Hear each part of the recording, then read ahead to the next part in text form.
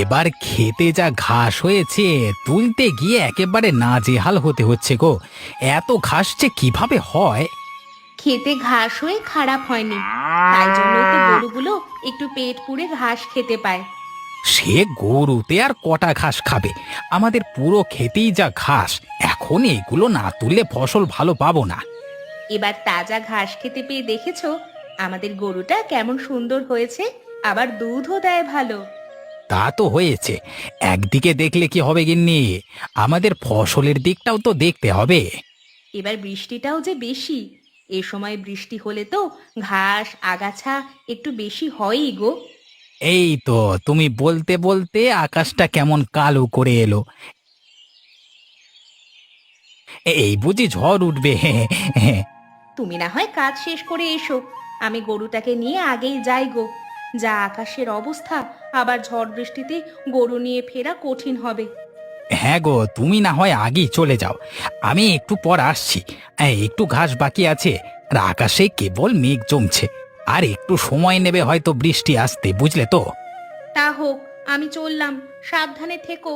আর ঝড় হলে তাড়াতাড়ি এসো কিন্তু।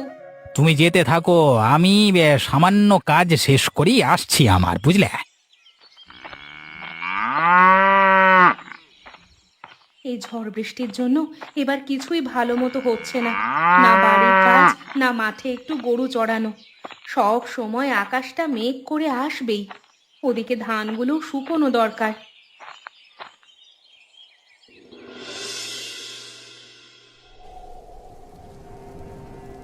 দাদা, ও দাদা, কেউ কি বাড়িতে আছেন?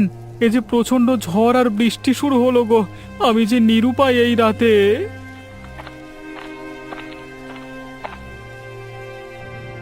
কে দাদা, আপনি কোত্থেকে এসেছেন? আপনাকে তো ঠিক চেনা মনে হলো না। আমায় আপনি চিনবেন না, এর আগে এ গায়ে আমি আসিনি। পাশের দু চার গাঁ পর আমাদের গাঁ, হ্যাঁ, আমি ওখানেরই একজন। আপনাদের গায়ের এদিকে একটু কাজের খোঁজে আসা। তা বেশ করেছেন, এই রাতে যে ঝড় আর বৃষ্টি উঠেছে, তাতে আপনি আমার বাড়িতে এসে ভালোই করেছেন। আসুন আসুন, তা ভেতরে আসে বসুন, আসুন। আপনি আমার বড় উপকার করলেন দাদা। এ গায়ে আমার পরিচিত কেউ নেই, খুব চিন্তায় পড়ে গেছিলাম যা বৃষ্টি শুরু হলো। আপাতত আর আপনার চিন্তা ভাবনার প্রয়োজন পড়ছে না, আমি তো আছি। বলছিলাম, আপনাদের এই গাঁটা বুঝি খুব বড়? আগে তো গল্প শুনতাম তাই বলছি, কখনো তো আর এ গায়ে আসা হয়নি। তা আছে একটু বড়ই, অবশ্য এ গায়ে সবকিছুই পাওয়া যায়। আমাদের গায়ে তো ধনী গরিব মিলি বাস, তাই না? তো আপনাদের এ গায়ে জমি জমা বেশি কার?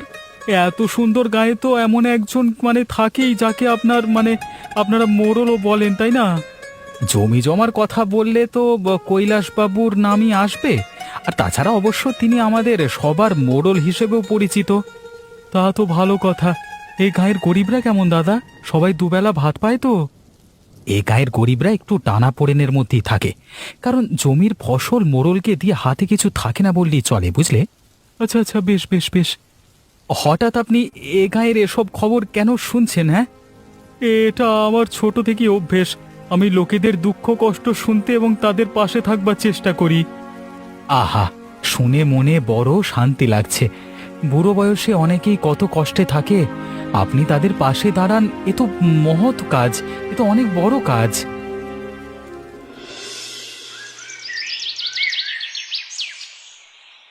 বলি বিক্রম, আজকাল দেখি আমার বাগানের ফলগুলো কারা যেন চুরি করে, আবার গাছপালাগুলো কেটে কুটে নেয়। এ তো ভালো বিষয় নয়। ওই সব কিছুই পাজি মানুষদের কাজ বাবু। আমি দেখলে তো মানে ওর হাত ফাত দেয় না, জানেনি তো, কিন্তু সব সময় তো আর থাকতে পারি না। আচ্ছা, তা যা হোক, এবার জমিতে ধান টান কেমন হয়েছে? আমি তো আর মাঠে যেতে পারি না, এই জন্যই তোদের দায়িত্ব দেওয়া। ধান এবছর যা হয়েছে মনে হয় আগে এত ধান হয়নি বাবু। এবছর বৃষ্টি একটু ভালো হওয়ায় ধানের ফলনও বেশ হবে মনে হচ্ছে। তা বেশ, ভাবছিলাম তোকে নিয়ে একদিন গঞ্জে যাব, বুঝলি তো। আবার গঞ্জে কেন বাবু, কোনো কাজ আছে নাকি? কাজ তো অনেক আছে, আমার কি আর কাজের শেষ আছে রে? তা তো বটেই, তা তো বটেই। আপনার জমি জমার ব্যবসা একা হাতে সামলানো একটু কঠিনই বাবু। বলি গায়ের পশ্চিম পাশের পুকুর পাড়ে একটা বড় লিচু বাগান করব, কেমন হবে? তাহলে তো ভালোই হয়। এ গায়ে তো কোনো লিচু বাগান নেই। এই জন্যই তো একটু গঞ্জে গিয়ে খোঁজ খবর নেব, ভালো লিচুর চারা পাওয়া যায় কিনা। আমার বহুদিনের শখ, বুঝলি তো। তা আপনাদের ইচ্ছে মতো কর্ম। ওপরওয়ালা তো আর আমাকে কম দেননি, যা দিয়েছেন এখনো কয় পুরুষ বসে বসে খাবে। বুঝলি বিক্রম, এক সময় ভাবি এত এত জমি জমা সম্পদ এগুলোকে কে ভোগ করবে বল, তাই চিন্তা করি এত কিছুর দরকার ছিল না। আপনার এত কিছু আছে বলেই তো আমরা একটু কাজকর্ম করে চলতে পারছি, না থাকলে কি আর হতো বলুন। বেলা হয়ে এলো, মাঠের কাজগুলো করি, গিয়ে আসি। হ্যাঁ হ্যাঁ হ্যাঁ। হ্যাঁ, তা তুই তাড়াতাড়ি গিয়ে কাজগুলো কর, আর কোনো দরকার পড়লে জানাবি সব, বুঝলি।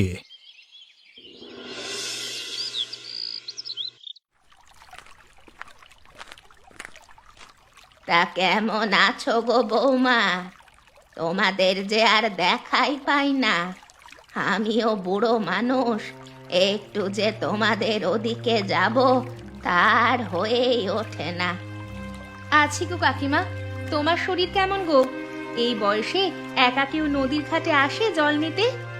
কি আর করব, আমার কি আর কেউ আছে গো? এখন শেষ বয়স, যতদিন আছি একাই করতে হবে। সবই ওপরওয়ালার ইচ্ছে গো। তা তো বুঝলাম, কিন্তু হঠাৎ করে কোথাও পড়ে টরে গেলে তোমার তো বেশ ক্ষতি হবে গো। তখন আবার কে যত্ন করবে?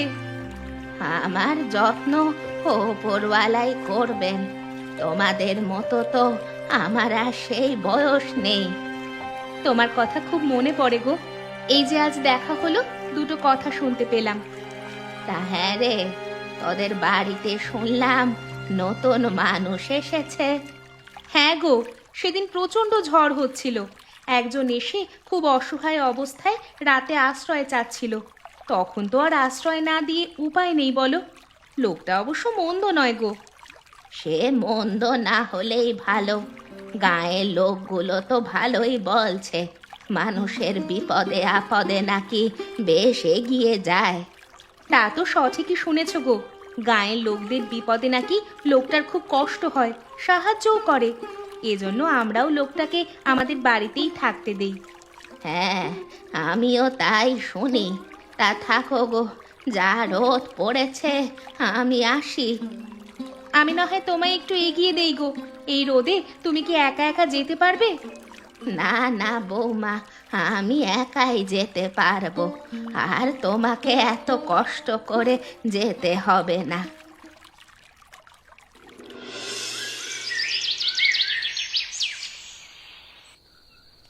কোথায় চললে এই সন্ধেবেলায়? এই তো আমার তো রাতেই কাজ থাকে ওই দূরগঞ্জে, তাই এখন বেরোতে হচ্ছে। এই সন্ধেবেলায় কাজে যাচ্ছ, একা একা আবার রাস্তায় ভয় পাবে না তো? কিসের আবার ভয়, আজকে বেশ কয়েক বছর হলো রাত জেগে জেগে কাজ করি। রাতে কাজ করি, আমার ভালো লাগে। কদিন কাজের চাপে তোমার খাওয়া দাওয়া কেমন হচ্ছে তা তো শোনাই হলো না। আমি তো দিন শেষে বাড়ি ফিরি, তাই আর কথাও হয় না। না না, এখানে আমি বেশ আছি, আমাকে বেশ সমাদর করে। এখানে যে এত ভালো থাকবো তা আগে জানতে পারিনি।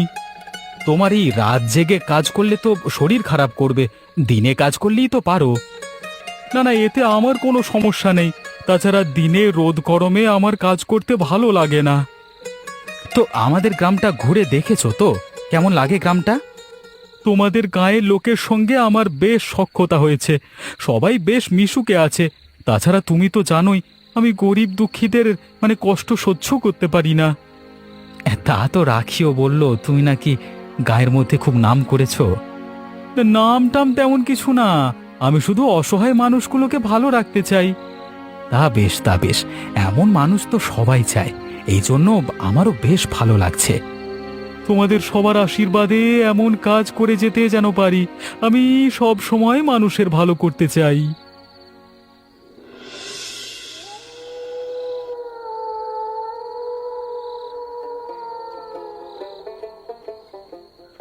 একটু থালাটা এগিয়ে দাও, আর একটু ভাত দেই গো।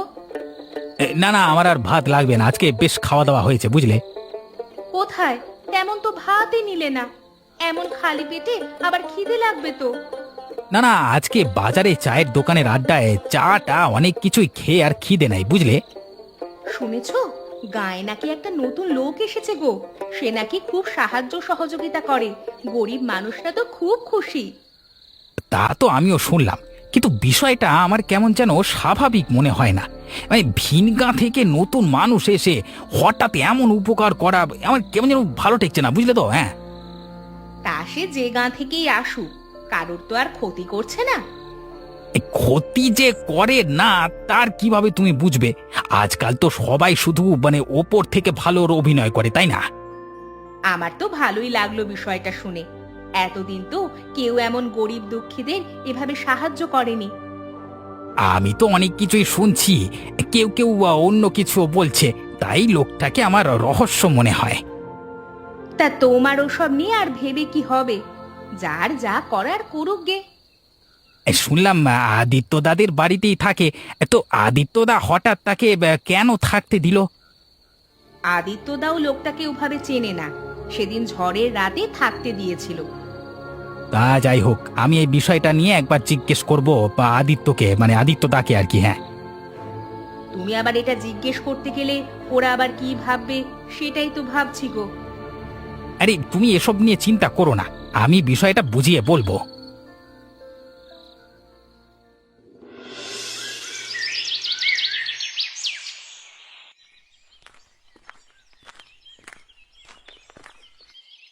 কে গো? ও, তুমি? তা কি মনে করে বাবা? এসো এসো, বসো। আসলাম গো কাকিমা। শুনলাম তোমার শরীরটা নাকি ভালো না। আর কি ভালো থাকবো, এখন বয়স হয়েছে। আমার কি আর যুবক বয়স বাবা?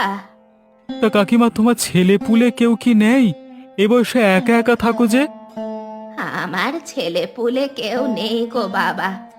একটা মেয়ে ছিল, তাকে বিয়ে দিয়েছি। সে থাকে অনেক দূরে, বছরে একবার আসলে আসে, না আসলে আসে না। ইস, সে তো বড় কষ্টের বিষয় গো। তা তুমি অসুস্থ মানে হলে সেবা টেবা করে কে গো? সে তো আমি নিজেই করি। আমার আর কি সেবা করবে? এই যে কদিন হলো খাবার দাবার কিছুই নেই। সে কি, খাবার দাবার নেই তো তুমি কি খেয়ে আছো? হ্যাঁ, ওই তো কলসিতে একটু জল আছে, তাই একটু করে খেয়ে নি। কি করব, আমি তো আর কাজ টাজ করতে পারি না বাবা। না না, এভাবে তো তোমার বেশ কষ্ট। আমি তো সব জানি না। কালকে একবার শুনলাম চায়ের দোকানে তোমার এমন অবস্থার কথা। শুনে আর কি করবে, আমার ভাগ্যই হয়তো এমন বাবা। তুমি চিন্তা করো না, আজকে রাতে তোমার খাবার দাবারের জন্য যা যা লাগে আমি পাঠিয়ে দেব। আর যদি কখনো কোনো সমস্যা হয় অবশ্যই আমাকে জানিও। তুমি আমার বেশ উপকার করলে বাবা। এভাবে কেউ কখনো আমার খোঁজ নেয়নি, তুমি প্রথম নিলে। আর আমি তো তোমাকে বললাম, আর ভাববে কেউ না থাকলেও আমি আছি, কেমন? হ্যাঁ বাবা, আমার একটু খোঁজ নিও শুধু। তোমায় তো বসতেও দিতে পারি না বাবা। এই বুড়িটাকে একটু দেখে যেও। তা নিশ্চয়ই, তোমাকে ভাবতে হবে না, আমি সব সময় খবর নেব। তুমি ভালো থেকো। মানুষের যে উপকার করো, তার ফল ওপরওয়ালা তোমাকে দিবে। তোমার ক্ষেতের কাজটুকু শেষ হলো আদিত্যদা? গরমের জন্য তো দিনের বেলা খুব কাজ করা যাচ্ছে না। এখন অনেক কাজ বাকি আমার। আমার অবশ্য অল্প জমি তো, তাই কাজ প্রায় শেষ গো দাদা। তাহলে তো তোর চিন্তা মুক্ত। আমায় টুকটুক করে একাই করতে হবে সব কাজ। গরমে তো দ্রুত সব করতে পারবো না। তা তো করতেই হবে।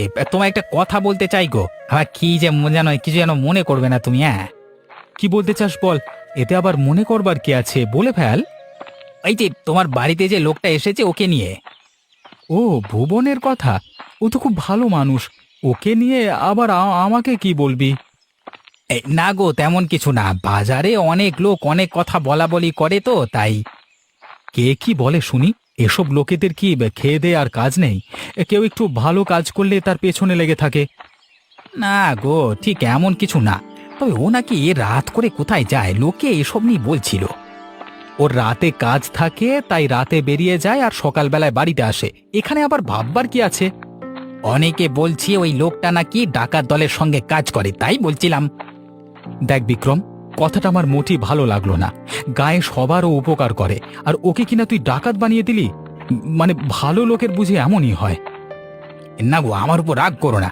আমি শুধু একটু লোকটাকে দেখে রাখতে বলছি, কারণ ওর চলাফেরা একটু সন্দেহ হয়, বুঝলে। ঠিক আছে, তুই যখন বলছিস আমি বরং ওর থেকে শুনে নেব। আর যদি না হয় তবে কি করবি?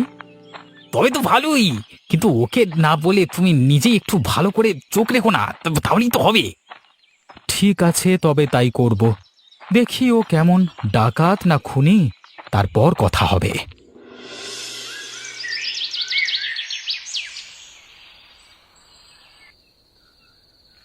কি ব্যাপার, আজও কি কাজে যাওয়া হচ্ছে নাকি? হ্যাঁ, ওই আমার তো রাতেই কাজ আর কি। তা তুমি কোথায় চললে? তুমি তো রাতের বেলা বের হও না। না মানে বাড়িতে খুব গরম লাগছে, যা গরম পড়েছে, তাই ভাবছি বিলের ঘাটে গিয়ে একটু বাতাস খেয়ে আসি গে। না না, রাতে তোমাকে একা ওই বিলের ঘাটে যাওয়া ঠিক হবে না। তাছাড়া ওই বিলের ঘাট নিয়ে অনেক কথা শুনেছি। তুমি যে কি বলো না, আমি এতকাল গেলাম, কোথাও তো কিছু হলো না। তুমি ওসব নিয়ে চিন্তা করো না, নিজের কাজে চলে যাও। হ্যাঁ যাব, কিন্তু তাহলে তুমি বরং আগে যাও, আমি একটু পরে যাচ্ছি, কেমন? কেন, তোমার আবার কি হলো যে পরে যাবে? তাছাড়া পরে গেলে তো তোমার কাজে দেরি হবে কি না? না না, হঠাৎ পেটটা কামড়ে উঠলো তো, একটু প্রকৃতির ডাকে সাড়া দিয়ে আসি গে। বিষয়টা তো ভালো ঠেকছে না। এ আসলে কি করতে চাইছে? কি হলো যে তুমি দাঁড়িয়ে রইলে? তুমিও যাও, আমি পরে যাচ্ছি। আচ্ছা আচ্ছা, আমি যাচ্ছি, তুমি তাহলে এসো একটু পর। হ্যাঁ আচ্ছা ঠিক আছে, আমি একটু পর যাচ্ছি তাহলে। ও আসলে যাচ্ছে কোথায়? গাঁয়ের তো এই রাস্তা দিয়ে অন্য কোথাও যাওয়া যায় না। তাছাড়া এটা কৈলাসবাবুর বাড়ির রাস্তা। আরে ও তো দেখি আরো কয়েকজনের সঙ্গে মিশে গেল।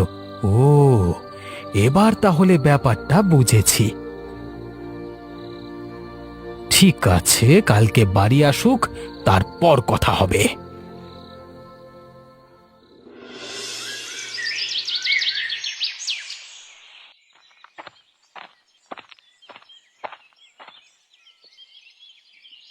কই গো বৌদি, আছো নাকি? সারা রাত জেগে কাজ করে বড্ড খিদে পেয়েছে গো। তোমার রান্না হলো?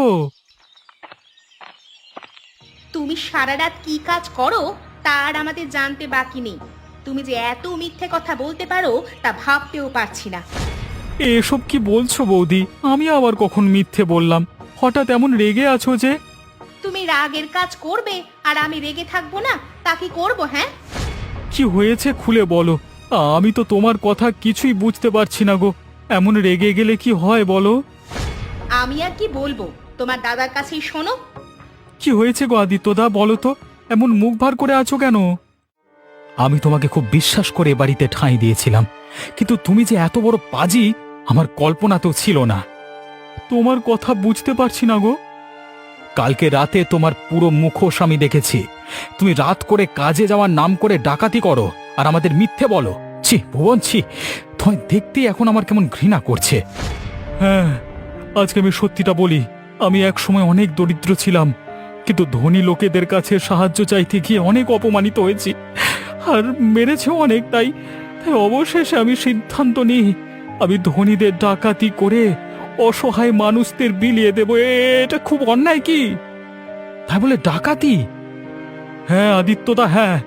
ওই ধনীরা গরিবদের কাঁধে বসে এত এত টাকা করে, ওদের তো এতটুকু শাস্তি দেওয়াই যায়। আসলে তুমি আমার কথায় কিছু মনে করো না, তবে যা করো সাবধানে করো। তোমার এমন উদ্যোগের জন্য আমি আর কিচ্ছু বললাম না।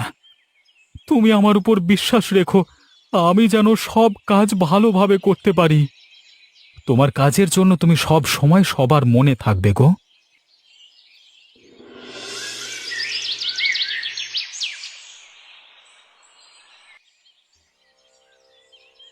কি ব্যাপার ভুবনদা, তুমি আমাদের বাড়িতে যে? এ বাড়িতে তো এর আগে কখনো আসোনি গো।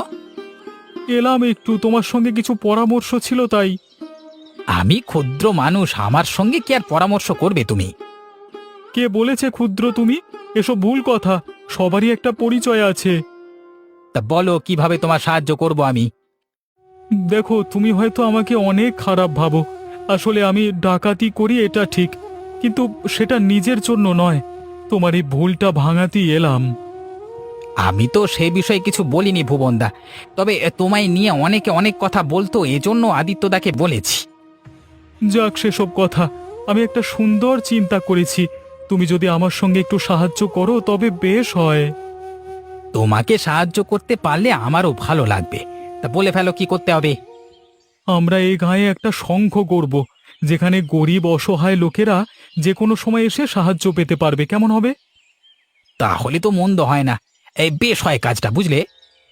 তাহলে তুমি একটু ভেবে দেখো, আমি গরিব দুঃখীদের কষ্ট দেখতে পারি না, আর এই জন্যই আমি লুটেরা ধনবানদের ধন ডাকাতি করি।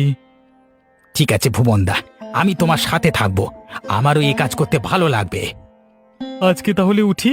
কথাটা একটু ভালোভাবে নিজের মাথায় রেখো কিন্তু।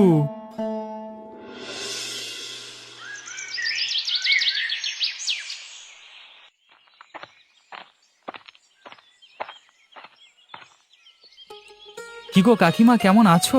একা একা চলে এলে বুঝি?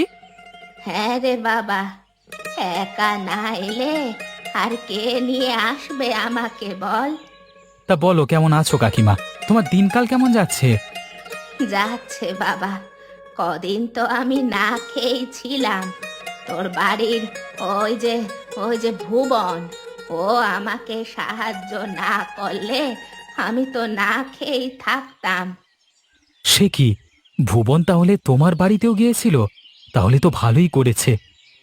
হ্যাঁ, ও না গেলে কি যে হতো। ওপরওয়ালা ওর ভালো করুক বাবা। শুনলাম ওকে নিয়ে গায়ে অনেক কথা হচ্ছে, তাই ছুটে এলাম তোর কাছে। হ্যাঁ গো, কদিন তো অনেক কথাই হলো। ওকে আমার বাড়িতে রেখেছি বলে সবাই নানান কথা শোনাচ্ছিল। ভালো কাজ করলে সবাই এমনই করে বাবা। ওর তো আর কোনো দোষ নেই, কিন্তু তবু সবাই ওর পেছনে লেগেছে। আমি ভুবনের জন্য প্রতিবাদ করব বাবা। তোমাদের আশীর্বাদে এখন আর সেসব সমস্যা নেই। ও গায়ে একটা সংঘ খুলেছে, আশা করি ও সবার মন জয় করবে। সেটাই হোক বাবা, আমিও সেটাই চাই। তাছাড়া তো আর কোনো উপায় নেই। আমার মনে সাহস আছে, ওকে কেউ বিপদে ফেলতে পারবে না। কাকিমা, তুমি এসেছো তো ভালোই করেছো গো। তা তোমার শরীর এখন কেমন? সেই দিনের পর তো আর যেতে পারিনি গো। তোমার খোঁজ নিতেই ছুটে এলাম বাছা। তুমি আমার এত বড় উপকার করেছো, তোমাকে আমি কি ভুলতে পারি? না না কাকিমা, আমি আর কি এমন উপকার করেছি? সব ওপরওয়ালার আশীর্বাদ। যা করছো সে পথে তুমি সফল হও। তাহলে আজ আসি বাবা, বেলা হয়ে এলো।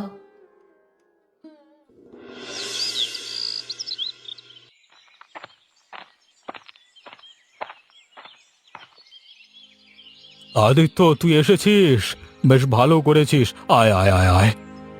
হ্যাঁ বাবু, আপনি হঠাৎ ডেকে পাঠালেন তাই চলে এলাম আর কি। শুনলাম তোর বাড়িতে কে একজন নাকি এসেছে, গায়ের লোকেদের নাকি খুব উপকার করে। হ্যাঁ বাবু, এই যে আমার সঙ্গে এসেছে, ওর নাম ভুবন। বাবু, কেমন আছো তুমি?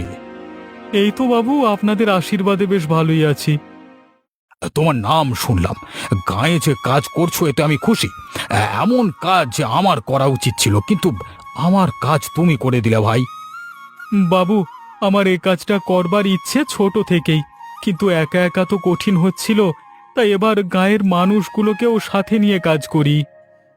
শোনো ভুবন, আমি তো আর সব সময় নিজে থেকে সব কাজ করতে পারি না, তাই আজ থেকে তোমাদের কাজের টাকা আমি দেব। তোমরা নিজ নিজ কাজ করে যাও, আর যখন যা লাগবে আমাকে বলবে। ওপরওয়ালা আপনার ভালো করুক বাবু। আপনি যে এভাবে আমাদের এ কাজে সাহায্য করবেন ভাবতেই পারিনি। আপনি খুব উপকার করলেন আমাদের। আপনিও আমাদের একজন বাবু। আমি শুরু থেকে জানলে আরো আগেই কাজটায় তোমাদের আরো এগিয়ে নিয়ে যেতে পারতাম হয়তো।